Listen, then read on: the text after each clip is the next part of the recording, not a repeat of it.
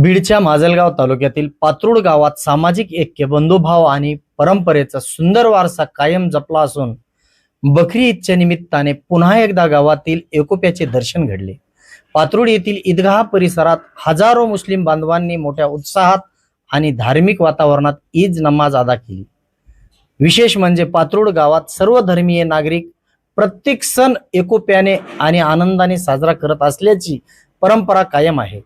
यात सामाजिक सलोख्याचे दर्शन यावेळी ईदच्या उत्साहात पाहायला मिळाले। नमाज पठणानंतर ईदगाह परिसरात मुस्लिम बांधवांना शुभेच्छा देण्यासाठी गावातील अनेक मान्यवर उपस्थित होते। यावेळी माजी सरपंच एकनाथ मस्के यांनी मुस्लिम बांधवांना बकरी ईदच्या शुभेच्छा देत बंधुभाव आणि सामाजिक एकतेचा संदेश दिला।